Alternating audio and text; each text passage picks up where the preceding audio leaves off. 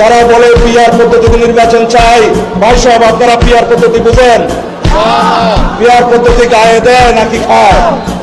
বাংলাদেশের মানুষ বোঝে না, আমরা বুঝি। এক এলাকায়, একটা সংসদীয় এলাকায় একজন নির্বাচিত হবে, জাতীয় সংসদের এমপি হবে, জনগণ তার সাথে যোগাযোগ রাখবে, জনগণের সাথে যোগাযোগ তার থাকবে। সেই এলাকার বিভিন্ন রকমের সমস্যা, আইন কানুন সম্পর্কে সে মাথা ঘামাবে। যদি আমরা পিআর পদ্ধতির নির্বাচন আমরা যেটুকু বুঝি, যেটুকু করেছি, তাতে দেখা যাবে ভোট দিলেন মিরপুরে আমিনুলকে, এমপি পাবেন সন্দীপের বাবুলকে।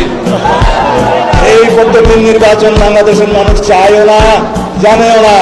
যারা হাত পাকা দিয়ে 16 বছর আওয়ামী লীগকে বাতাস করেছে, তারা নাকি কোথাও পিআর পদ্ধতি ছাড়া নির্বাচন চায় না। Вот как ты так, но никак иначе. Слезы на щеках, ты че дура плачешь? Дай угадаю, что с тобой случилось.